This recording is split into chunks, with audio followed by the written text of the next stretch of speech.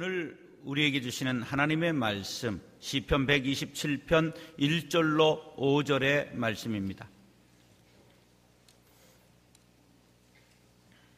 시편 127편 1절로 5절 교독하겠습니다. 여호와께서 집을 세우지 아니하시면 세우는 자의 수고가 헛되며 여호와께서 성을 지키지 아니하시면 파수꾼에 깨어 있음이 헛되도다.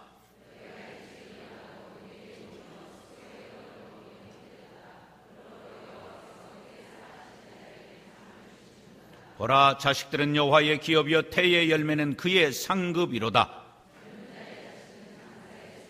다같이 이것이 그의 화살통에 가득한 자는 복되도다. 그들이 성문에서 그들의 원수와 담판할 때에 수치를 당하지 아니하리로다. 아멘. 자, 어제 낮에 우리가 축복의 유통자라는 말씀을 가슴에 새겼습니다. 동시에 입술에도 새겼습니다. 기억납니까? 우리가 자겠습니다. 구제를 시작. 구제를 좋아하는 자는 풍족하여질 것이요 남을 윤택하게 하는 자는 자기도 윤택하여 지리라. 할렐루야. 이 약속의 말씀이 여러분 평생 붙잡는, 여러분이 주장하는 약속의 말씀이 되기를 바랍니다. 우리 인생은 내가 얼마나 끌어모으느냐에 따라 성공과 실패가 결정되는 것이 아니라 얼마나 남을 윤택하게 했는가에 따라 결정이 됩니다. 가정에서는 사랑하는 남편과 아내를, 부모님을, 자녀를 윤택하게, 다른 말로 하면 기쁨과 자랑거리가 되어야 될 줄 압니다. 교회를 윤택하게, 교회를 업그레이드 시키는 은혜가 있기를 바랍니다. 저는 우리 광성교회에 기대가 많습니다. 저희 기대라기보다 하나님의 기대인데요, 예루살렘 교회가 성령 충만한 교회로 소문나고 안디옥 교회가 세계 선교의 진원지로 소문난 것처럼 광성교회는 이 시대의 개혁주의 교회 모델로 주님이 이미 세우셨으니 강력하게 더 영향을 미치는 교회로 쓰임받을 줄로 믿습니다. 여러분 한 사람이 개혁적인 성향, 현상유지는 뭐라고 그랬죠? 죄입니다. 퇴보예요. 현상유지는 우리 믿음으로 달려나가야 됩니다. 그리고 우리가 예수를 믿은 것만으로도 이미 내 인생은 어떻게 했다? 성공했다 그랬어요. 그거 잘 모르시나요 아직까지? 어떤 사람은 예수 믿고 나서 플러스 알파를 잡고 해야 성공의 개념을 잡네. 아니에요. 이미 예수 믿는 것만으로도 우리는 성공한 사람입니다. 우리 같이 합니다. 예수님을 믿은 것만으로도 내 인생은 이미 성공하였다. 믿습니까? 이게 성경 전체의 내용이에요. 예수님을 믿은 것도 기적이요, 예수님을 믿은 것만으로도 내 인생이 이미 성공한 인생이라는 것을 우리는 만방에 선포하고 살아야 됩니다. 그래서 주눅들 필요가 없어요. 소유가 좀 부족하든지 지식이 부족해도 그것 때문에 너무 상심하지 마시길 바랍니다. 우리는 본질을 붙잡은 사람입니다. 하나님의 은혜 속에 이미 거하는 사람들입니다.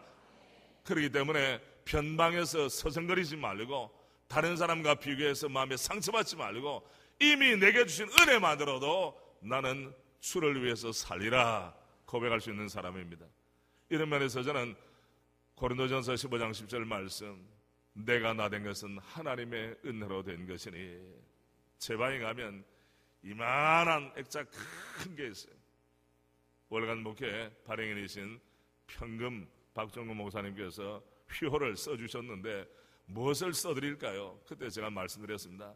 저는 고린도전서 15장 10절 말씀, 고린도전서 15장 부활장이거든요. 거기에 사도 바울의 참 눈물 담긴 고백이 나타납니다. 이전의 성경은 나의 나 된 것은 하나님의 은혜니, 세 번역에는 내가 나 된 것은 하나님의 은혜로 된 것이니. 이것만 하나 생각해도 제 삶이 얼마나 감사한지. 그래서 이미 은혜 받았다는 것뿐도 중요하지만 은혜를 잊어버리지 않도록, 은혜를 마모시키지 않도록, 은혜를 소멸하지 않도록 그런 목사가 되게 하옵소서 하는 마음으로 들어가며 나가면 그것을 봅니다. 여러분 그걸 봐요. 오늘 저는 세대 개성에 대해서 말씀드리겠습니다. 제가 존경하는 목사님 중에 한 분이 안산의 제일교회 여러분 교단에 고훈 목사님이라고 하는 분이 계세요. 이분은 시인입니다. 고 목사님 혹시 집회 오셨습니까? 가을에? 제가 벌써 성년지병 있는 것 같아요. 이분이 시를 하나 썼습니다. 그리고 이 시는 시상이 떠올라야 되겠죠. 이 시 속에 여러분은 빠져보시길 바랍니다. 어떤 집을 신방을 하니까 그 아이가 신앙인의 믿음이 받는데요. 자, 여러분 한번 거룩한 상상의 날개를 펴고 가보십시오. 저녁 식사 초대받아 집사님 집에 갔다. 식탁 위에 깔아놓은 유리 사이에 사진 한 장 돋보였다. 해지는 국민학교 운동장, 이전에는 국민학교라고 그래, 초등학교 말고. 제사상 위에는 돼지머리, 수박, 참외, 과자, 떡으로 널려 있고 야구 방망이, 글러브, 공, 유니폼 한쪽에 제껴 있는데 야구 코치 선생님이 서서 무서운 눈으로 지켜보고 15도 넘는 아이들 모두 절하고 있는데 그 가운데 한 아이만이 그냥 서 있었다. 목사님, 여기 홀로 서 있는 아이가 국민학교 5학년 다니는 제 아들입니다. 우상 앞에 절할 수 없다고 서 있는 거예요. 장하지요. 집사님, 사진을 보느라면 밥 안 먹어도 배 부르시겠어요? 무엇이 이 아이를 홀로 서 있게 했을까? 서슬퍼런 코치 선생님 무섭지 않았을까? 친구들에게 따돌림 받을 것 걱정되지 않았을까? 누가 이 아이를 홀로 서 있게 했을까? 예수님이었다. 예수 바로 만나면 세상 어떤 어려움 앞에서도 무릎 꿇게 안 하리라. 제가 이 시를 처음에 접하고 나서 마음의 상상력을 동원하는 가운데 참 이런 15명 동료들이 야구 부원이겠죠. 다 넙죽 엎드려져 있는데 홀로 아이가 왜 따로 서 있는 거예요? 쉽겠습니까? 어렵겠습니까? 억수로 어려운 거예요, 여러분. 저는 우리 남자 성도들 40대 50대 중년의 남자분들이 직장생활에 저는 관심이 많아요. 동료들과 함께 담소를 나누다가 점심시간이 됩니다. 그러면 직원 식당에 가서 밥을 타옵니다. 거기에서 정말 나는 예수 믿는 사람이라고 주님 앞에 그냥 눈 이렇게 하는 거 말고 고개 숙였다 이렇게 말고 뭔가 반듯한 자세를 가지고 당당하게 기도하는 사람이 몇 %가 될까? 어떤 분은 이런 이야기 하더라고. 목사님, 속으로 기도해도 기도 아닙니까? 그러더라고. 내가 회개하시오 그랬어요. 왜? 의도가 수상해. 동기가 왜 바깥에서 밥 먹을 때 당연하게 기도해야 될 걸 왜 마음속으로만 하냐 말이에요. 그런 사람들이 집에 가서 아내에게 사랑받는다는 말은 하도록 만들거든. 또 앞뒤가 다르잖아요. 이게 이런 면에서 우리는 소위 자기 정체성을 확립을 해야 돼요. 여러분, 신앙이 세대 개성되기 위해서는 전 세대 당대가 잘해야 됩니다. 그래야 다음 세대가 반듯하게 설 줄로 믿습니다. 여기 시에 나오는 이 집안의 어머니 아버지가 어떤 모습을 보였기 때문에 이 아이가 이렇게 반듯할 수 있을까? 출애굽기 말씀 보면 다수를 따라 악을 행하지 말라는 말이 있어요. 가난하다고 해서 그 사람을 재판에 비유하지 마라, 두어하지 말라는 말도 있어요. 재판은 부자기 때문에 가난하기 때문에 편벽돼서는 안 됩니다. 공정하게 나가야 됩니다. 할렐루야. 그러나 사람들이 아예 불쌍해 하니까 잣대를 늘려고, 이 사람은 뭐 재산이 많으니까 당기고, 안 된다는 거예요. 하나님은 정의의 하나님이시기 때문에 그렇습니다, 여러분. 그렇다면 이 아이가 얼마나 자기도 뭡니까? 동료들에게 그냥 같이 합할 마음이 얼마나 많았겠습니까? 그래서 목사님 말합니다. 이 아이를 홀로 서 있게 한 힘이 무엇이냐? 저는 그것을 여러분에게도 동일하게 묻고 싶어요. 만 사람이 떠나고 남들이 나를 지지하지 않고 마지막 홀로 광야에 서 있는 것처럼 서 있을 때 나를 마지막까지 홀로 서 있게 하는 그 에너지, 그 능력, 그 확신이 어디에서 오는 것인가? 부모님들은 자녀들에게 기대가 많습니다. 기대가 없으면 부모가 아니죠. 내가 낳았기 때문에, 혈육의 자녀이기 때문에 기대가 많은 것은 당연한 일입니다. 그것은 전혀 이상한 일이 아닙니다. 그러나 문제가 있습니다. 나는 예수 거칠애로 적당히 믿고 나서 우리 자녀들은 믿음의 선각자, 선구자, 믿음의 용사들 세워지려고 한다면 그거는 안 되는 거예요. 자녀들은 부모의 앞모습도 보고 자라지만은 무슨 모습을 보고 자랍니까? 뒷모습을 보고 자라요. 제가 초등학교 다닐 때 저희 부친께서 어느 날 현이, 호야 따라 나서라, 그래서 따라 나섰어요. 그때 현충일이었어요. 부산에 가면 세계에서 유일하게 유엔 묘지라고 하는 게 있습니다. 부산에서 오신 분들 가보면 손 들어보세요. 부산 사람은 이렇게 왜 여기까지 와서 사십니까? 시집 와서 사는 것 같아요. 제가 아까 전에 대전에서 온 우리 권사님인지 집사님인지 그래서 대전여고 나왔다고 그러더라고. 그래서 내가 여기 온 것이 광성교회 만난 것이 은혜입니다 그러더라고. 그래서 내가 야 참 그거는 복된 일이구나. 여러분들 은혜 받은 분으로 손 드는 분들은 은혜 받은 분이에요. 그 부산 떠나 고향 떠나가지고 말이지 방황할 수도 있는데 광성교회에서 믿음의 정착을 했으니 할렐루야 감사금 하시기를 바랍니다. 예. 말로만 하면 하려면 안 돼. 늘 감사한 마음이 있어야지. 그래서 갔는데 저희 부친이 저희를 데리고 유엔묘지에 데려갔어요. 그리고 보여주셨어요. 어릴 때입니다. 초등학생이 뭐 철이 있겠습니까? 지금도 기억나는 것이 터키의 국기에는 이렇게 달과 별이 하나 있어요. 압니까? 빨간 거. 그래서 물었어요. 아버지 왜 이 사람들의 묘가 여기 있습니까? 그럴 때 이 사람들은 6.25 남침 한국전쟁 때에 청춘을 여기 묻었단다. 목숨을 버렸단다. 여러분 애국자가 노래 불러서 애국자가 되는 게 아니에요. 애국자는 뼛속부터 애국자가 돼야 됩니다. 그때 내가 누리고 있는 이 자유와 축복이 거저가 아니구나. 누군가의 희생, 누군가의 땀, 누군가는 청춘을 송두리째 바치고 난 열매를 내가 누리는 것이구나. 제가 워싱턴 DC를 방문했습니다. 거기에는 에브라함 링컨 기념관이 있죠. 아래쪽에 보면 한국 전쟁 기념하는 소위 판초 우위를 입고 사주 경계를 하는 병사들 그 모습이 있어요. 가보셨죠 여러분? 그걸 보면서 뭘 느끼셨어요? 그리고 옆에 가면 화강암에다가 이런 말이 있습니다. Freedom is not free. 자유는 거저가 아니다. 자유는 공짜가 아니다. 자유는 누군가의 희생을 바탕으로 한다. 그때 제가 마음에 생각했어요. 우리는 잊어버리고 있구나. 이것은 친미냐 반미냐 이런 말이 아니에요 여러분.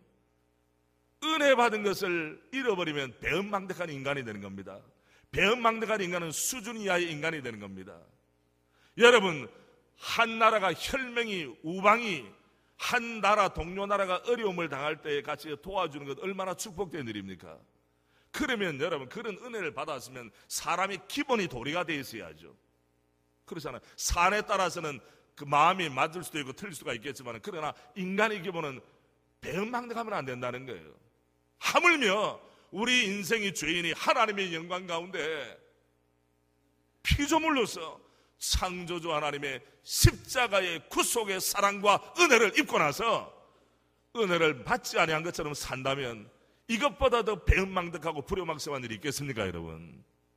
저는 어린 시절을 지나면서 가정예배를 드릴 때마다 저희 부친이 이런 기도를 하셨어요. 하나님 155마일 휴전선을 지키는 국군을 지키시고 900마일 해상을 지키는 우리 군인들을 지키시고 살린에 있는 동포들, 북한에 있는 내동포들을 주여 불쌍히 여겨 주옵소서. 귀에 딱지가 않도록 가정예배를 통해서 들었습니다. 여러분 의도적인 교육이 필요합니다만은 나라에 대한 국가관이라든지 가치관은 체질화가 돼야 됩니다. 껍데기 겉모습 흉내낸다고 되는 것이 아닌 것입니다. 은혜는 속에서 솟아나와야 되는 것입니다. 십자가를 볼 때마다 주의 은혜를 생각할 때마다 교회 문턱을 드나들 때마다 주여 웬 은혜며 웬 감동입니까? 내 몸의 온 세포가 춤을 추듯이 오늘 우리 찬양팀들 너무나 아름다운 찬양을 인도하셨어요. 감사합니다. 로데도 잘하셨어요. 마이크가 좀 말을 안 들었지만은 사랑합니다 여러분. 딱 처음 나올 때 마이크 잘 안 되면 얼마나 마음이 그렇죠? 마음에 내가 그래도 여러분 알아줍니다. 우리 목사님께서 로데 장미라고 표현까지도 다 해주셨네. 여러분은 장미예요. 향기가 아름다운 장미. 이런 면에 우리가 주의 은혜를 마음에 생각한다면 이것이 삶으로 녹아내리고 내 영혼 속에 녹아내리고 이것이 나의 삶의 가치로 변화될 때 하나님 얼마나 기뻐하시겠습니까 여러분? 오늘 저는 세대개성에 대해서 말씀드리고 싶어요. 또 하나 가정을 제가 소개합니다. 제가 박목을 시인을 좋아합니다.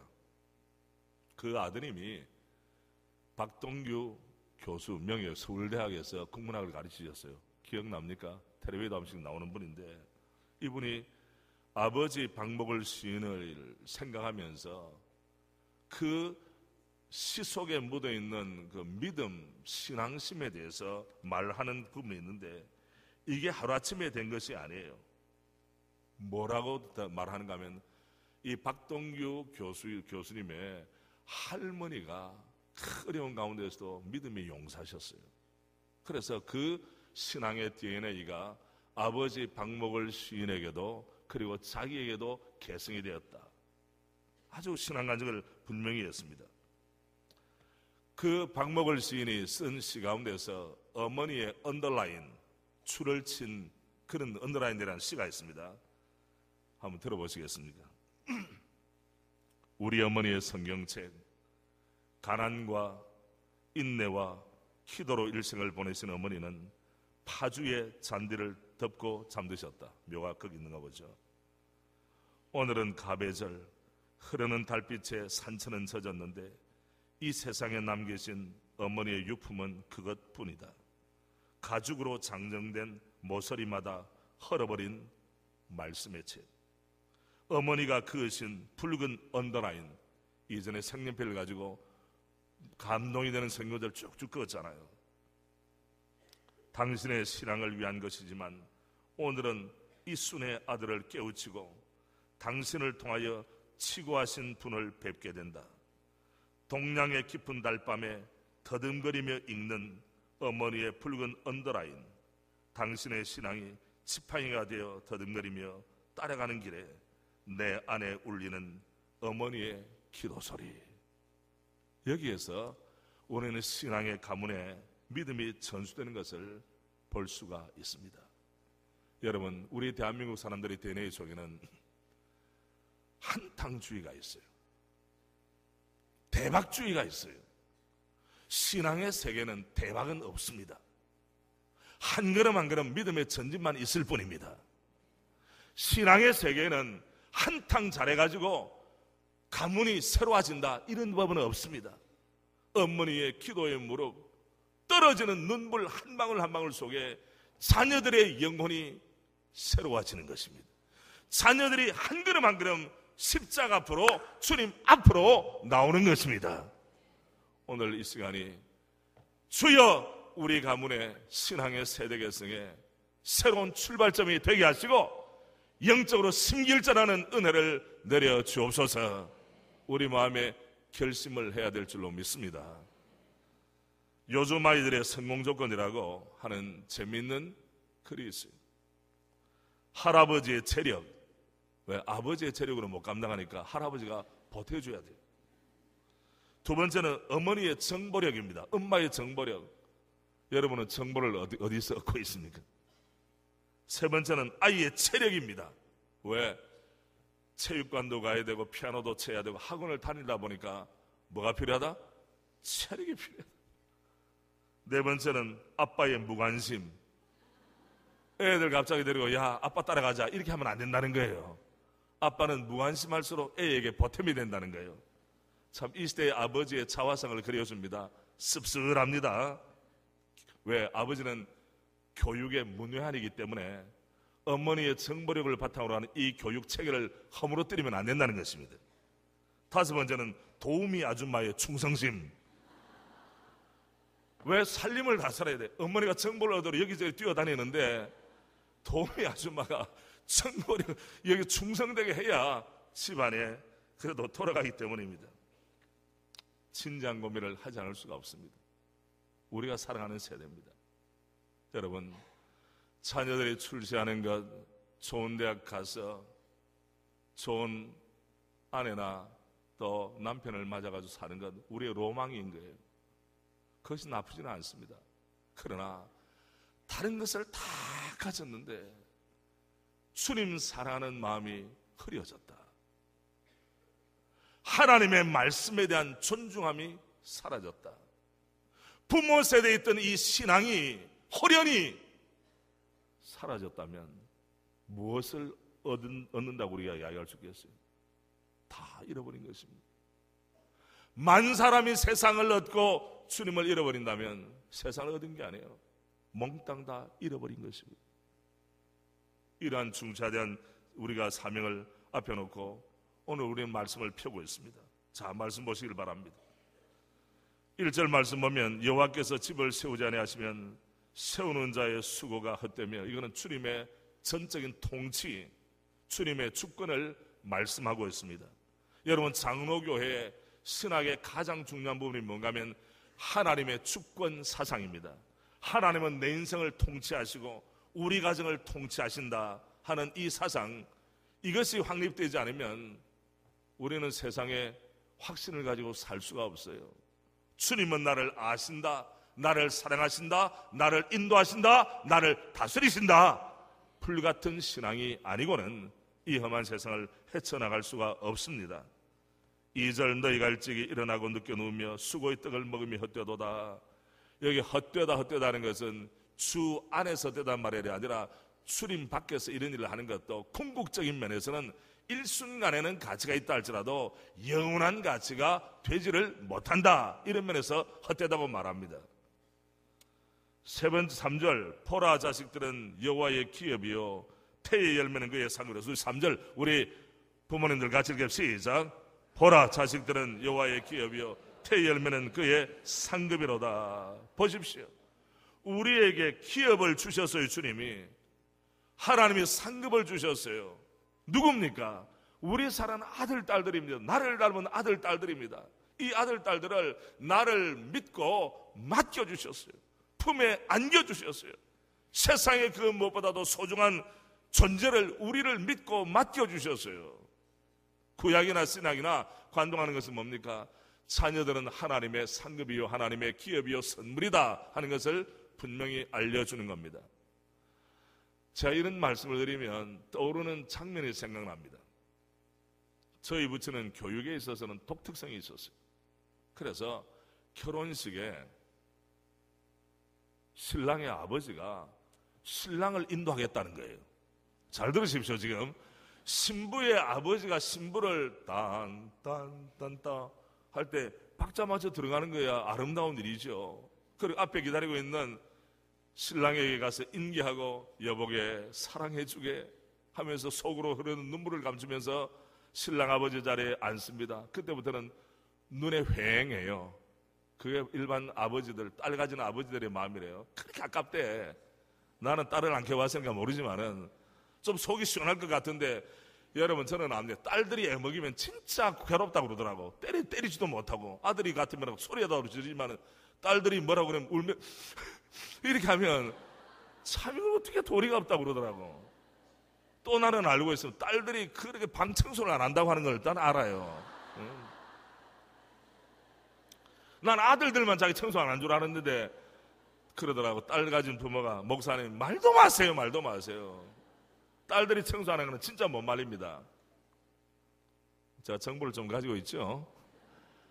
근데 저희 부친은 저희 형님이 결혼할 때도 내가 하나님의 선물로 너희를 받았어. 이제는 공적으로 퍼블릭 미니스트리, 공적 사역을 출발하는 새롭게 하니까 너는 한 집안의 가장으로 내가 너를 이제 보낸다, 떠나보낸다는 거예요. 그래서 떠나보낸 의식을 어떻게 하느냐? 너의 손을 잡고 들어가겠다는 거예요. 여러분 생각해 보십시오. 여러분 이게 말이 쉽겠는가? 어쨌든 저희 부친은 저희 형님 그리고 제가 결혼할 때 1년 차이로 결혼했는데 제 손을 잡고 들어갔어요. 이 세상에. 이 박자 맞추기가 쉽지 않더만. 그때는 뭐 특별히 반주 나오는 것도 아니고 그냥 툭툭툭툭 따라 들어갔어요. 그러나 저도 결혼 30년인데 이제 마음이, 아버지의 마음이 어떨까 하는 감이 오는 거예요. 저는 개척교회 목사들로 성장했다고 그랬죠. 그럴 때 저도 튈 수 있었어요. 내가 언제는 아버지가 개척교회 목사지 왜 내가 개척교회 목사 아들이 돼야 되느냐? 아버지가 사명받았지 내가 사명받았느냐? 따질 수 있어요, 없어요? 따질 수 있어요. 그런데 저희 부처는 한 번이라도 야, 너가 목사의 아들로서 그렇게 해야 됐느냐라고 말씀하지 않으셨어요. 하나님의 자녀가 이래서 되겠느냐? 이렇게 밀고 나오니까 내가 할 말이 없는 거예요. 아버지 얼굴에 먹칠하지 마자 그러면 내가 아버지 뭐 하고 한번 따질 수 있겠지만은 항상 드러내는 것이 예수님의 자녀로, 하나님의 자녀로 사는 거. 내가 할 말이 없는 거예요. 토요일마다 뭘 썼느냐? 반성문을 썼습니다. 토요일마다. 그때서 저희 형님의 필력이 그래서 승진이 된 거예요. 그냥 하루아침에 된 게 아니에요. 처음에 반성문을 쓰는 것이 머리가 굵어지니까 이 힘들어요. 한두 대 맞고 말지 무슨 또 반성문이냐. 그 다음에 저희 부친이 이제 교육학적인 아이디어를 가지고 이렇게 16절지 가운데 반을 접어가지고 오른쪽에는 지난 한 주간 동안 잘된 점을 적고 왼쪽에는 부족했던 점을 적어가지고 또 메꾸는 거예요. 이렇게 수년을 해서 지금도 그걸 모아놓고 있어요. 그거 좀 불태우면 좋은데 저희 부친은 그걸 또 무슨 뭐라 다 모아놓고 있더라고요. 예. 여러분, 한 집안의 자녀가 올바른 가치를 가지고 성장하는 것은 부모의 절대적 영향력입니다. 내 자식인데 그렇잖아요. 누구한테 뭐라고 이거 핑계를 대겠습니까? 내 자식인데. 이렇게 말합니다. 4절은 젊은 자의 자식은 장사의 수중의 화살 같으니 이것이 그 화살통에 가득한 자는 복되도다. 이 당시 히브리 사람들은 화살통의 전통에 화살의 한 세트가 몇 개냐? 5개였어요. 그래서 이전에는 아는 몇 명을 낳아야 됩니까? 기본으로 5. 그래서 전통을 2개 채우기 위해서는 10명 정도, 조금 더 나가자 15명 정도. 너무 두려워하지 마시길 바랍니다. 그래서 5명 정도 돼야 어떻게 되느냐? 옛날에는 전쟁이 많이 벌어졌습니다. 그리고 군사력이 강화됩니다. 그리고 노동력을 가져야 되기 때문에 자녀, 특별히 아들들이 많은 집안에는 일할 것이기 때문에 경제가 확보가 되는 겁니다. 그래서 여기 나타난 대로 성문에서, 이 성문은 재판정이 있든지 사회 사람들의 사회활동들이 다 이루어지는 곳이 바로 성문입니다. 성문에서 그들의 원수와 담판할 때에 뭘 당하지 아니하리로다? 수치를 당치 아니하리로다. 오늘의 주제는 이 시대의 교회가, 이 시대의 부모님이 수치를 당하지 않으면 어떻게 되겠는가? 우리의 다음 세대의 신앙의 세대계승을 해야 합니다. 우리나라 사람들은 좋은 것이 있으면 숨기는 습관이 있어요. 고려 청자를 우리는 자랑스럽게 생각합니다. 그러나 고려 청자 만드는 비법은 사라지고 말았어요. 왜입니까? 아버지가 아들에게도 전수를 안 해줬어요. 그래서 그 비법을 혼자 알고 있기 때문에 바깥에 나가서 사고를 만나서 세상을 갑자기 떠나면 그 비법은 세상 떠난 아버지와 함께 묻혀버리게 되는 거예요.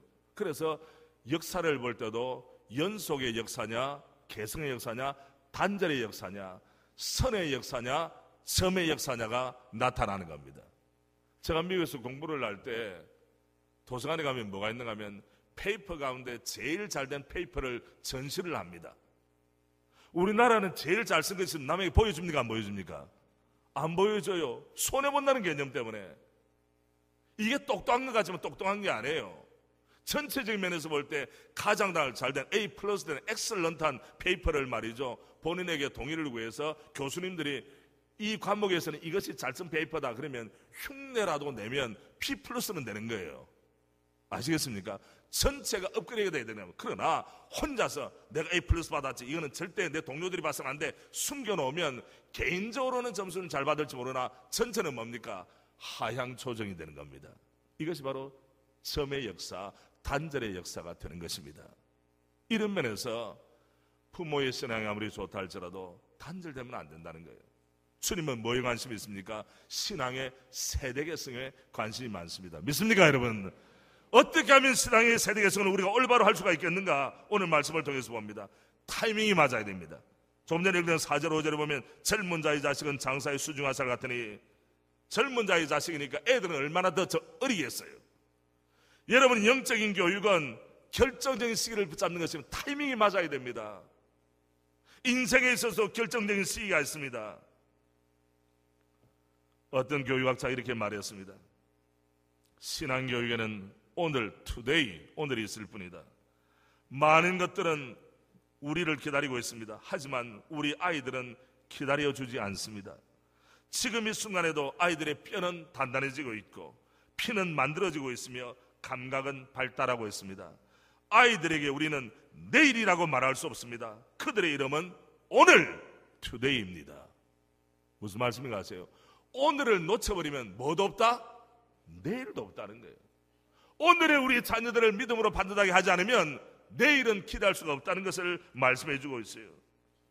영적인 조기 교육, 우리가 요새 언어적인 면이라든지 여러분 서울의 강남에 보면 스펙을 쌓기 위해서 아이들도 유치원에 보내는 그 정보가 남다른 정보가 있다고 그러더라고요. 왜? 인생의 결정적인 시기, 뼈가 자라고 키가 자라는 시기에 그들에게 교육적인 가치를 물려주기 위해서 부모들은 애를 씁니다. 그렇다면 우리가 영적인 가치를 물려주기 위해서는 우리는 어떻게 해야 되겠는가 하는 것을 알 수 있어요. 영적 조기 교육에 집중하는 저희가 우리는 우리의 경험을 통해서 압니다. 지금 우리 광성교회 참 중직자 되시는 분들 가운데 당대 예수 믿는 분도 계시겠지만은 그러나 여러분들이 신앙을 세대 계승한 분인 줄로 압니다. 이만큼 중에 우리 경험적으로 알 수 있어요. 그것뿐이겠습니까? 통계가 증가합니다. 잘 들으십시오. 최초의 신앙 시기가 언제였는가 설문조사를 했습니다. 한국교회 미래를 준비하는 모임과 한국갤럽에서 연구를 했는데 그 결과 모태신앙이 20.7%, 초등학교까지 29.9%, 합하면 50.6%, 인생을 80이라고 할 때 12살, 13살까지가 반이 되는 거예요. 얼마나 신앙교육이 중요합니까? 조기교육이. 중학교 6.9, 고등학교 6.7, 모태신앙도 고등학교까지가 64점입니다. 여러분 고등학교 때까지는 인생 전체에 비해서는 분량은 적어요. 그러나 신앙의 기초를 놓고 신앙에 진입하는 일에 있어서는 너무나도 소중한 교회입니다. 그래서 실력 있는 교사일수록 주일학교 교사가 돼야 돼요. 실력 있는 교수일수록 교양학부의 교수가 돼야 돼요. 왜? 인생을 강화하니까. 그러나 석학들은 말이죠, 잘 가르치지 않고 시간 강사로 교수들 그 시간을 때웁니다. 일반적으로. 그거는 잘못 생각해도 한참 잘못 생각하고 있는 거예요. 가능성이 많을 때, 열려져 있을 때, 굳어지기 전에, 우리 같이 합니다. 굳어지기 전에, 영혼이 굳어지고 가치관이 굳어지고 고집이 굳어지기 전에 부드러울 때 교육을 해야 되는 겁니다. 저는 우리 광성교회가 주일학교 교육에 남다른 열정을 가지고 있다는 것을 알고 있습니다. 저도 개인적으로 교회에 부임해 보니까 주일학교가 초토화되어 있어요. 교사들이 없어요. 애들도 없어요. 합력해서 없어요. 와, 슬픈 일입니다. 하나가 잘 되면 부수효과 같이 나타나는데 하나가 못 되면 하나에서 끝나는 게 아닙니다. 여러분, 오늘도 우리 조성동 교수님하고 여기 들어오기 전에 참 이야기를 나누었습니다. 우리 조 교수님은 참 그 실천신학대학원대학교의 귀한 교수님 아닙니까? 여러분 교회 그러시죠? 그리고 이번에 한국교회 병폐 중에 하나가 인생의 철망을 가지고 어려움을 당하는 사람들을 좀 돕자. 그래서 OECD 가운데서 가장 어려움을 당하는 세대가 많은 사람들, 인생에 절망하는 사람들, 그 다음에는 뭐가 있겠습니까? 그런 분들을 돕기 위해서 하나의 기구를 만들었습니다. 한 사람이 어려움을 당하면, 스스로 자해를 하거나 어려움을 당하면 1000명, 1200명이 패닉 상태에 빠집니다. 매일매일. 우리나라는 매일 42명, 43명이 인생의 좌절을 맛봅니다. 뭐 하는지는 내가 더 이상 말씀드리지 않겠어요. 목회자 입에서 입술에 오르내리기가 참 어렵습니다. 그러니까 생각해 보십시오. 한 사람이 오늘도 평균으로 에버리지 42~43명. 그러니까 옆에 가족들 모든 가족에 1000몇백 명이 정말 어려움을 당하고 있어요. 어릴 때, 좀 더 어릴 때 올바른 가치관, 생명의 가치관을 심어주었다면 얼마나 소중하겠습니까, 여러분? 제가 교회 부임해서 꿈이 있었습니다. 하나님, 어른 작년부도 좋아야 되겠지만 주일학교를 복을 주세요. 주일학교에 은혜를 주옵소서. 교회가 어지러워지면 청년들이 자기 말로 떠나버려요. 청년들 부서가 초토화되어 있어요. 왜? 우리 교회는 장로님들이 싸나운 장로님 싸웠어요. 서로. 싸움에 은사가 있나? 너무 슬퍼요. 이쪽에서 뭐라면 이쪽에서 반대하고, 이쪽에서 뭐라면 이쪽 반대하고, 그래서 어려움 되니까 아이들이 떠나는 거예요. 하나님께서 저의 기도와 우리 교회 교우들의 기도를 들으셔서 은혜를 주셨는데, 이거는 여러분 자랑이 아닙니다. 사실을 말씀드리는 겁니다. 제가 새벽마다 나가서 주님, 천천만만의 새벽이슬 같은 젊은이들을 허락해 주옵소서. 눈물로 기도했어요. 은혜 주셨을까? 응답 주셨을까요? 주셨죠, 물론. 그러니까 제가 말씀을 드리죠. 우리 교회는 대학부가 2부서가 있습니다. 대학부가 2개. 수도권 이남에서는 수영로 교회 빼고 나서는 우리 교회 대학부가 제일 커요. 다음에 청년부가 3개입니다. 매주일마다 1,500명의 젊은이들이 예배를 드립니다. 할렐루야. 이런 이야기 좀 하면 여러분 할렐루야로 화답해야 되는 거 아닙니까?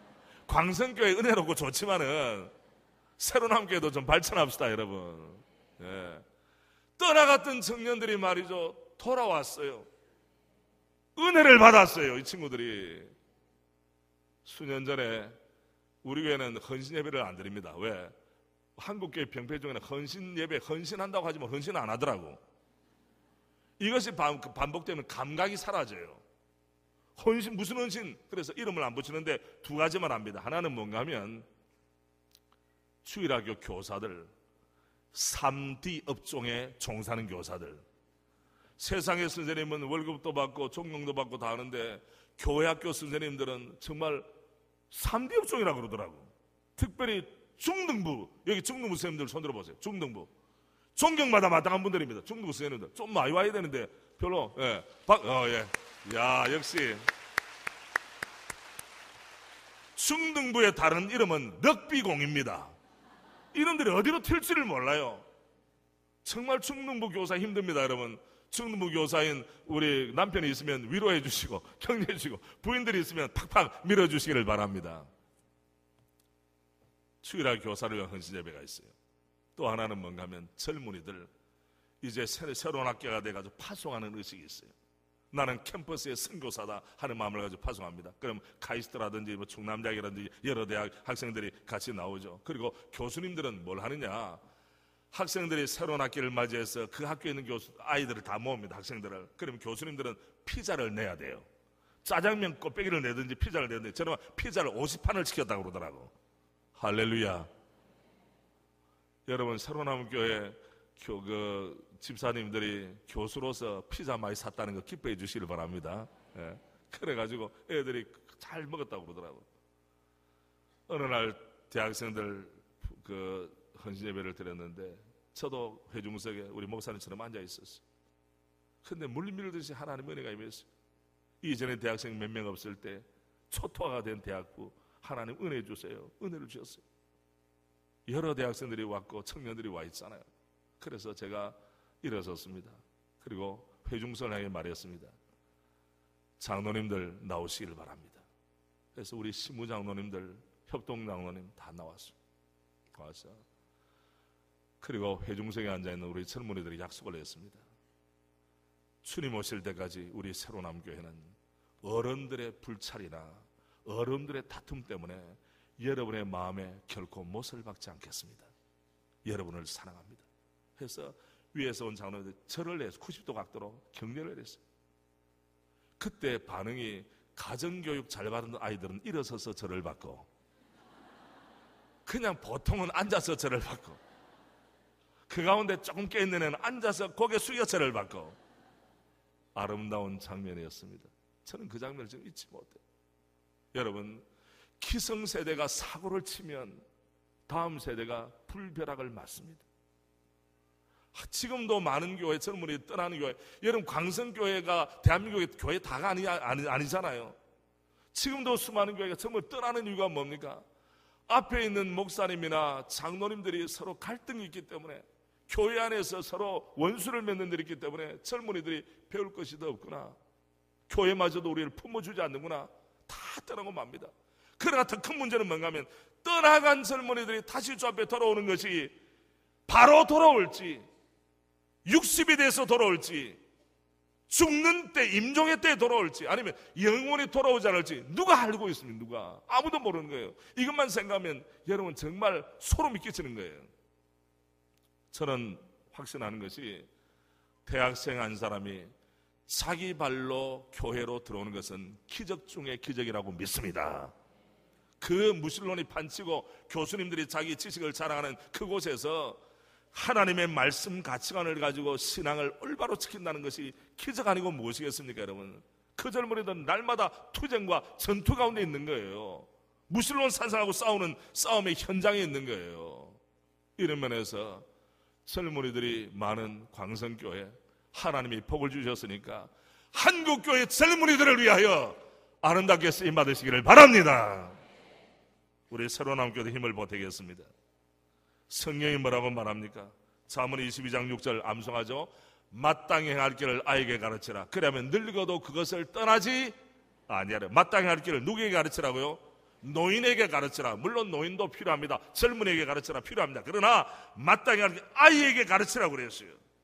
시편 144편 12절에 보면 우리 아들들은 어리다가 장성한 나무들과 같으며 우리 딸들은 궁전의 양식대로 아름답게 다듬은 모퉁이 돌과 같으며, 저는 이 말씀이 너무 좋아요. 아이들은 말이요, 아들들은 장성한 나무, 레바논의 백향목처럼. 지난번에 우리 교회 집사님 한 분이 레바논에 출장을 갔다가 들고 온 게 있어요. 그 뭔가 백향목으로 만든 백향목 형상의 기념품을 가지고 왔더라고.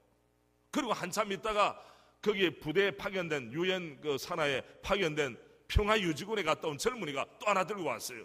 그래서 큰 것을 어디 갖다 줬느냐, 우리 주일학교 교육부서 목사님들 전도사님이 있는 방에다가 큰 걸 줬어요. 보통 목사들은 큰 걸 자기가 합니다. 그러나 깨있는 목사는 큰 걸 거기 갖다 주고, 목사님들 잘 보세요. 들어오며 나가면서 주님, 내게 맡겨준 우리 유년부, 초등부, 유치부 아이들, 이런 아이들을 레바논에 뭐처럼 백향.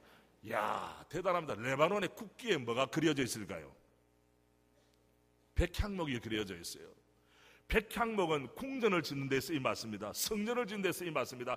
향기가 아름답고 단단하게 이럴 때 보세요. 그리고 그 나무의 자태가 정의품송처럼 너무나 멋있어요. 그리고 제 방에도 하나 갖다 놨어요. 볼 때마다 주님, 우리 교회 아이들 레바논의 백향목처럼 자랄 줄로 믿습니다. 백향목의 은혜를 주시옵소서. 얼마나 백향목이 좋은지 교회 이름을 백향목교회라고 지은 교회도 있더라고 보니까. 우리의 딸들은 궁전의 양식대로 식양대로 아름답게 다듬은 모퉁이 돌과 같으며, 딸 가진 부모님들이여 시편 144편 12절 말씀을 기억하시길 바랍니다. 이 약속의 말씀을 붙잡고 믿음으로 기도하십시오. 궁전의 식양대로 다듬은 모퉁이 돌과 같다. 얼마나 석공들이 아름답게 정교하게 멋있게 다듬었겠습니까? 아무 돌이나 갖다 쓰겠습니까 여러분? 이런 기도점을 머리로 그리면서 그림을 그리듯이 주 앞에 나가면 주님 기뻐하실 줄로 믿습니다. 영적인 초기 교육 필요합니다. 예수님께서는 뭐라고 말씀하셨습니까? 마가복음 10장 13절로 16절 말씀 보면 잘 들으십시오. 사람들이 예수께서 만져주심을 바라고 어린아이들을 데리고 오매, 누구를 데리고 왔어요? 어린아이들을 데리고 오매 제자들이 꾸짖거늘, 이놈의 제자들 혼나야 될 제자들이에요. 교회도 말이죠, 애들은 가라고 하면 안 됩니다. 다 와라, 누구든지 와라. 특별히 어린 애들은 와라 그래야 돼요. 옛날에는 여름 성경학교 할 때는 100명 모이는 교회 애들은 200명이 모였어요. 아시죠 여러분? 500명 모이는 어른들이 500명 모이는 애들은 1000명이 모였어요. 애들이 그때는 옷도 없어서 그냥 러닝셔츠 하나, 그것도 구멍난 거, 그거 입고 왔어도 그냥 오라고 그랬어요. 그래가지고 그때는 돈이 없었기 때문에 어떻게 합니까? 수박을 하나 사가지고 이걸 갖다가 가릅니다. 그러다가 양푼이 이만한 큰 데다가 물을 넣습니다. 얼음을 띄워가지고 물을 먹는지 수박을 먹는지 기억납니까 여러분? 권사님들 기억날 거예요. 그래가지고 한 그릇씩 퍼주면 그것도 더 먹고 싶어가지고 그것도 막 옆에서 말이죠, 자기 거 먹고 또 목을 빼가지고 그것도 한 그릇 더 주냐, 물배를 채운 거예요. 수박으로 배를 채운 게 아니라 물을 가지고 배를 채웠어요. 그래도 애들이 모여들었어요. 요사에는 교회가 최첨단 시설을 갖춰도 애들이 오질 않습니다. 교회 오는 그 시간이 만화영화 제일 재밌는 걸 합니다. 애들이 오질 않습니다. 여러분, 어린아이를 잃어버린 교회는 미래가 없습니다. 우리 자식만 잘 된다고 이제는 됐다 말할 수가 있겠습니까? 예수께서 보시고 노하시어 이르시되 어린아이들이 내게 오는 것을 용납하고 금하지 말라. 하나님의 나라가 이런 자들의 것이니라. 내가 진실로 너희에게 이르노니 누구든지 하나님의 나라를 어린아이와 같이 받들지 아니하는 자는 결탄코 그곳에 들어가지 못하리라 하시고, 그 어린아이들을 안고 그들 위에 안수하시고 축복하시니라. 삼중의 축복입니다. 어린아이들을 주님이 안으셨습니다. 안는 것으로 끝난 게 아닙니다. 안수하셨습니다. 입을 열어 어떻게 하셨다? 축복하셨어요. 여러분, 여러분의 자녀들 알아주시기를 바랍니다. 안수해 주시기를 바랍니다. 말로 축복을 선언해 주시기를 바랍니다. 참 목회하다가 바쁘니까 저도 이렇게 잘하기가 쉽지 않아요. 애들이 다 커버렸어요. 우리 애들은 저보다 키가 더 크기 때문에 제가 안 쳐다봐야 돼. 그럼에도 불구하고 부모의 영광이 뭡니까? 내 자식들 안고 안수하고 축복하는 것. 제가 존경했던 목사님은 딸이 말이죠, 이제 나이가 들었어요. 대학에 갈 때 무릎에 앉혀놓고 기도했다고 그러더라고요. 잘 자랐을까 못 자랐을까? 잘 자랐. MT 가서 맥주 마셔가지고 나자빠졌을까 나 자빠졌을까? 그렇게 곱게 키워놨는데 MT 가가지고 먹고 말이죠, 나자빠지면 어떻게 됩니까? 지난번에 서울의 모 대학에서는 MT 가서 물에 빠져서 죽었어요. 그렇게 잘 키워놨는데 대학 들어갔는데 갖가지 일들이 벌어져요. 여러분 부모님들 속지 마세요. 여러분 자녀들이 여러분은 앞에 보여주는 모습이 다라고 오해하지 마시길 바랍니다. 설마 내 아들은 설마 내 딸은 택도 없다. 또 다른 세계가 전개되고 있어요. 여러분 심각합니다. 심각합니다. 우리가 생각하는 것의 상상을 초월합니다. 부모님의 앞에 보여주는 모습이 자녀들의 모습에 다라고 생각하는 것은 너무나 어리석은 모습이에요. 우리는 10편 127편을 통해서 영적인 조기교육의 아름다움, 이 중요성을 알 뿐 아니라 신앙훈련은 변화를 중심으로 해야 된다는 것을 알 수 있습니다. 여러분 사람이 잘 변화될까요? 변화되지 않을까요?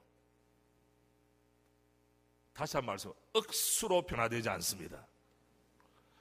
저는 제절현한 목사이기 때문에 여성들도 제가 제절현 사회훈련을 시키잖아요. 얼굴은 그렇게 이뻐요. 허리도 하늘하늘해.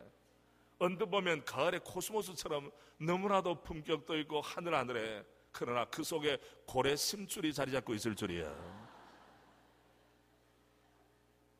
이야, 참 대단합니다. 여러분, 저는 깨달아서 성령의 특별한 감화가 없이는 인간은 변화되지 않는다. 껍데기는 변화될 줄 모릅니다. 우리 교회 집사님 가운데서 내가 설악산에 온 것처럼 착하게 만드는 집사님이 계세요. 머리를 물을 들였는데 온통 갖가지 색깔을 다 들였어요. 우리 교회는 머리에 물들인 걸 뭐라고 안 합니다. 왜? 자기 표현이니까. 자기 돈 가지고 자기 머리 물들이는데 누가 뭐라고 그래. 그렇잖아요.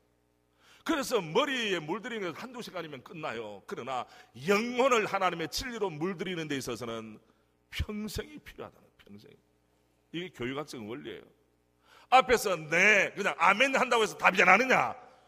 그것도 아니더라고. 성령의 역사심이 있어야 됩니다. 성령의 일하심이 있어야 됩니다. 주님께서 말씀을 통해서 남다른 확신을 줄 때, 내 마음에 확신이 불같은 확신이 있을 때, 그때 각도가 서서히 달라져서 변화가 되는 것이지, 한 번 은혜 받았다고 변화되는 게 아니라는 거예요. 물론 영적인 전환점, 터닝 포인트는 될 수가 있습니다. 여러분, 자 물어봅시다. 여러분의 남편이 그렇게 변합니까? 안 변합니까? 대답해 보세요. 여러분이 여러분의 남편을 변화시키려고, 행동을 변화시키려고 그렇게 하지 마세요. 그냥 인정해 버리세요. 그럼 마음이 편하게 되는 거예요. 저는 제 집사람하고 저하고 책상이 두 개인데요, 우리 집사람 책상 간섭 안 합니다. 책상이 어떻게 됐든지 우리 집사람은 깍듯하게 하고, 저는 늘어놓은 것이 있는데 다 알아요. 저는 우리 집사람이 볼 때 이거 빨리 정리 좀 해줘야지, 그럴 필요 없어요. 내가 알아서 하는 거예요. 처음에는 우리 집사람이 결혼 초기에 변화시키려고 무진 노력을 했습니다. 변화되지 않아요. 여러분, 사람이 변화되는 것은 특별한 하나님의 간섭하심과 개입하심이 있어야 될 줄로 믿습니다. 그래서 우리는 기도할 뿐입니다. 여러분, 다시 말씀드립니다. 그렇게 가녀린 몸매다가 그렇게 상냥한 여집사 속에 고래 심줄이 있다는 것, 강철 심줄이 있다는 것을 내가 알고 사람을 다시 보게 되었습니다. 알량한 자존심 때문에 자기도 망가지고 남들도 괴롭히는 일이 얼마나 많은지 모릅니다. 여러분, 드라마 사기에 보면 여자들끼리 온유월에 독을 품으니까 뭐가 내린다? 설이 내린다. 남자들은 뭉텅해. 몰라 뭘. 어떻게 내전에서 어떤 일이 벌어지는지 몰라요. 꼭두각시가 되는 거예요. 여자들이 가지는 권력욕에 대해 치열한 전쟁은 말이죠, 대단한 겁니다. 여러분, 하나님께서 특별한 은혜를 주셔야 돼요. 변화는 주일학교와 대학 청년부터의 자녀들이 반드시 경험해야 될 축복이 무엇이냐? 중독을 벗어버리고 경건한 습관을 몸에 배게 하는 것입니다. 중독은 중독된 사람도 망하고 그 가정도 우울함에 빠지게 만듭니다. 그러나 경건의 습관이라고 하는 것은 자기도 살리고 남도 살리는 것입니다. 그래서 습관을 잘 들여야 돼요. 나다나엘 에먼스라고 하는 사람 이런 말을 했습니다. 습관은 최상의 하인이 될 수도 있고 최악의 주인이 될 수도 있다.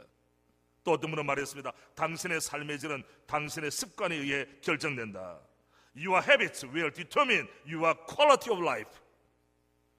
영혼과 뼈가 부드러울 때에 경건의 습관을 몸에 배겨야 돼요. 자, 주일 성수 쉬워요, 어려워요? 어떤 분에게는 쉬워요. 왜? 어릴 때부터 습관이 되면 주일 성수 안 하면 오히려 힘들어요. 그러나 평소에 주일 성수 안 하는 사람들이 나이가 들고 나서 예수 믿은 사람들은 주일 성수가 쉬운 게 아니에요. 자, 11조가 쉬워요, 어려워요? 당근이지 말밥이지.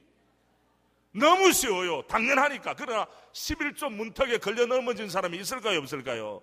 그것도 많아요. 남들이 볼 때는 장로님이라고 그러고 남들이 볼 때는 안수 집사님, 권사님이라고 그러면 다 잘하는 줄 알아요. 뚜껑을 열어보니까 아니더라고. 자, 제가 실례를 들어드립니다.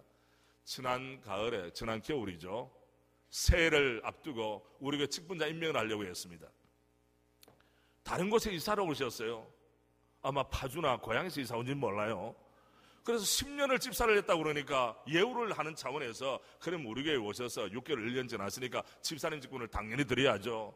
그리고 나서 우리는 집사 직분을 드릴 때는 뭐냐 하면 개인적인 서약을 하는 게 있습니다만은 우선 그러면 좋다, 한번 점검을 해보자. 이분이 봉헌 생활이 어땠는가. 야, 컴퓨터 좋긴 좋아요. 이름을 넣고 딱 두드리니까 그 등록한 때부터 쫙 나오더라고. 앞불사 피어 있어요. 점잖습니다. 사회적으로 지위도 있습니다. 남들이 보면 그냥 대단한 분으로 압니다. 그런데 뚜껑을 열어보니까 아니에요. 11조 쉬워요, 어려워요? 또 온전한 11조 쉬워요, 어려워요?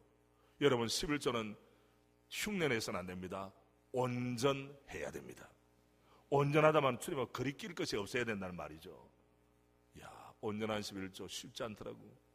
처음에 모태신앙인으로서 혹은 신앙의 결단을 하고 하나님을 신뢰하는 마음을 가지고 잘하는 분도 계시지만은 떼먹는 사람 있었을까 없었을까?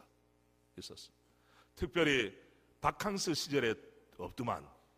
내가 어느 안수 집사님을 불렀어. 집사님 오세요. 그리고 내가 집사님 7월이 빠졌어. 어떻게 된 거요? 1년 12달 돼야 되는데 11달밖에 안 돼. 7월에 가족들하고 외국에 여행 간다고 가가지고 뭘 떼 잡수셨다? 11조를 떼서 잡수셨어. 내가 그랬어요. 토해내 그랬어요. 목사님 죄송합니다. 알면 됐어요. 가세요. 여러분, 지적을 안 해주면 모를까? 어떤 사람들은 그러더라고. 아, 내 집사람에게 다 맡겨놨는데. 따라합시다. 배달 사고 났다. 집사람에게 자기 다 맡겼대. 통장밖에 다 맡겼대. 잘한 줄 알았대. 그러나 관리 감독 소홀이요. 배달 사고 난 거예요. 여러분 가운데 배달 사고 내는 분이 없기를 바랍니다. 남편은 다 된 줄 알고 은혜인 줄 알고 다 했는데 아내가 배달 사고 내고, 심지어는 어떤 사람은 남편이 배달 사고 내고, 갖가지 종류가 많아요. 여러분, 사람은 말만 들어보면 안 됩니다. 뚜껑을 열어봐야 압니다. 그래서 작년에 우리가 많은 수백 명을 집사님으로 세우려고 그러다가 이 11조 문턱 걸려서 넘어지는 것 때문에 확 숫자가 줄었어요. 그래서 제가 고민을 했어요.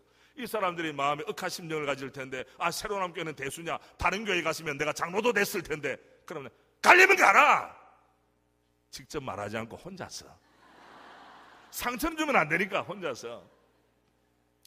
공동체 가운데 어찌하여 이렇게 품격 없는 공동체가 되는가? 다시 말씀드립니다. 교회의 격조를 지키는 것은 밖에 사람이 교회의 격조를 지켜야 하는 게 아닙니다. 교회 안에 있는 사람들의 믿음의 태도에 따라 교회의 품격이 결정되는 것입니다. 여러분 한 분 한 분 여러분의 가정을 통해 광성교회의 격조가 지금도 좋지만은 더 아름답게 올라가기를 주의 이름으로 축복합니다. 디모데후서 3장 15절은 말합니다. 또 어려서부터 성결을 알았나니, 어려서부터 성결을 알았나니 영적인 조교이에요. 성령 등이도록 하여금 그리스도 예수 안에 있는 믿음으로 말미암아 구원에 이르는 지혜가 있게 하느니라. 영적인 조교예요. 교회 등록하자마자 올바로 가르쳐야 돼요. 이 사람 믿음이 부족하니까 나중에 때가 되면 가르치겠다. 안 됩니다, 여러분. 처음부터 확실하게 분명하게 가르쳐 놔야 되는 겁니다. 마지막 정리합시다. 신앙훈련은 영적인 세대 개성은 뭡니까? 처음에 말씀드린 대로 하나님에 대한 절대적인 신뢰를 바탕으로 이루어지는 겁니다. 인생을 다스리시는 주권자가 주님이시라면, 교회를 다스리는 인도자가 주님이시라면, 주님의 말씀이라면 우리는 아멘으로 화답하는 것입니다. 이것이 바로 신앙의 세대 개성. 그래서 저희가 잘할 때는 매3주5, 매3이 뭡니까? 매일 성경 석장, 주일에는 몇 장? 5장. 따라합시다. 매3, 주5. 이거 여러분 아시면서도 대답을 안 하시는 것 같아요. 매3주5. 어릴 때 그래서 제가 참 실족한 적도 있었어요.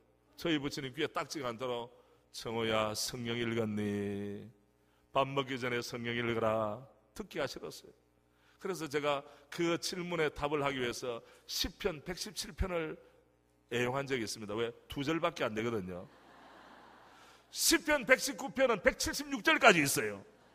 시편 117편 2절밖에 안 되니까 거짓말은 할 수는 없고 읽었다고 말은 해야 되겠고, 그래서 제가 타협을 한 것이 바로 시편 117편. 시편 117편 미안해요. 애교로 봐줄 수 있잖아요. 그래도 또 확인해 보시네. 지금 찾은 김에 한번 해봅시다. 시편 117편 보세요. 참 2절 맞잖아요. 내가 애용한 것이라니까. 그러나 시편 119편은 말이죠, 엄청 깁니다. 이게 여기에 딱 걸리면 이거 문제가 심각해져요. 자, 시편 117편 찾았으니까 우리 한번 읽어봅시다. 시편 시작. 너희 모든 나라들아 여호와를 찬양하며 너희 모든 백성들아 그를 찬송할지어다. 우리에게 향하신 여호와의 인자하심이 크시고 여호와의 진실하심이 영원하미로다. 할렐루야. 저는 빨리 읽고 할렐루야 하고 그냥 뛰어나갔어요. 그러나 그때 그런 그 과정이었지만은 은혜를 받았어요. 여러분, 이전에 우리 어머니들은 자녀들이 많을 때 콩 넣어놓고 시루에다가 들어가면서 물 한 바가지, 나오면서 물 한 바가지 그랬죠. 물 주면 물이 빠져요, 안 빠져요? 다 빠지는데 뭐는 잘한다? 콩나물은 잘한다. 이 영적인 법칙이에요. 들어가면서 심지어 한 바가지 이러니까 콩나물은 잘하더라고. 여러분, 하나님의 말씀 교육은 지금 모든 것은 다 가슴에 내장되어 있지 않은 것 같지만은 영혼의 키는 어떻게 된다? 커진다. 그래서 예배를 드릴 때 비몽사몽간에 드리고 말씀을 들어도 예배 자리에 앉아 있어야 된다는 거예요. 어떤 사람은 이렇게 힘드는데 왜 오냐? 그건 오해입니다. 여러분, 물은 빠져도 콩나물은 자란다. 말씀에 집중을 좀 못할 때가 있다 할지라도 이 말씀이 내 영혼의 양약이 되고 하늘의 만다가 되어서 나도 모르는 사이에 내 영혼의 키가 부쩍 커진 줄로 믿습니다. 그럼 목사까지 됐잖아요. 그럼 되는 거 아닙니까, 여러분? 말씀의 정리를 하겠습니다. 청주에 오산학교가 있었어요. 오산학교는 남강 이승훈 장로님께서 돈을 많이 벌었는데 1905년 을사늑약 때문에 어려운 일이 많았잖아요. 외교권이 박탈되었습니다. 그런데 도산 안창호 선생께서 교육진흥론이란 참 열정을 가지고 웅변을 했어요. 그걸 듣고 감동을 받은 거예요. 그래서 이분이 그때부터 뭘 했느냐? 3가지 결단을 했어요. 첫째, 상투를 자르고 술을 금하리라, 담배를 피우지 않으리라. 둘째, 기독교 신앙을 받아들여 고향에 오산교회를 세웠습니다. 셋째, 교회만 세운 것이 아니라 학교를 설립했습니다. 처음에 학생이 몇 명이냐? 7명이었어요. 7명은 숫자에도 안 되잖아요. 소그룹도 안 되잖아요. 7명이었어요. 그런데 하나님께서는 남광 이승훈 이분을 장로님으로 세우시고 오산학교를 민족교육의 본산으로 삼아 주셨습니다. 여기서 어떤 인물이 자랐는가 합니까? 하나님께서 은혜를 주셨습니다. 오산학교에서는 시인 김억, 김소월, 백석, 화가 이중섭, 목사 주기철, 한경직, 언론인 홍종인, 사상가 함석헌, 시대를 풍미한 예술가와 사상가들을 배출할 수 있는 요람으로 만들어 주셨습니다. 7명으로 출발한 건 아무것도 아니죠. 그러나 하나님의 은총의 손길에 함께할 때 민족의 정신을 새롭게 하는 귀한 인물들을 세워주셨습니다. 저는 여러분을 축복하며 감사한 마음을 표하고 싶습니다. 하나님께서 우리 정성진 목사님과 여러 돕고 동력하는 여러 장로님들, 여러 교도를 통해 광성교회를 이 자리에 세우시고 한국교회 모델로 세우신 주님을 찬양합니다. 여러분, 이것이 다가 아닙니다. 이제 새로운 출발이 되어야 될 줄로 믿습니다. 혼미한 영계를 올바로 잡고 하나님의 영광을 드러내는 한국교회에 앞장서서 영적인 선두주자, 선구자, 부흥의 선봉장으로 쓰임받는 역사가 힘있게 일어나기를 주님의 이름으로 축복합니다. 영적인 세대 개성을 이루기를 원합니다. 하나님의 마음 교회가 어떤 교회냐 할 때 이구동성으로 광성교회를 찾아가 보십시오. 거기에서 하나님의 역사심을 눈으로 볼 수 있을 것입니다. 어떻게 교육하는 것이 좋습니까? 광성교회 성도의 가정을 찾아보십시오. 거기서 믿음의 세대 개성을 이루고 있는 현장을 목격할 수가 있을 것입니다. 할렐루야! 이런 복을 이미 많이 주셨는데 이후에도 이 복을 능히 감당하는 우리 모두가 되기를 주의 이름으로 축복합니다. 아멘. 이 시간 우리 마음을 담아 기도하겠습니다. 말씀을 생각하면서 주님, 우리 가정이 믿음의 세대 개성의 가정이 되게 하시고 우리 교회가 믿음의 세대 개성을 올바로 이루는 교회로 주여 쓰임을 받게 하여 주시옵소서. 우리 시간 주여 한번, 주여 여기 세 번 앞뒤에다 주여 세 번을 하고 개인 기도하고 우리 목사님도 인도하겠습니다. 주여 세 번 하겠습니다.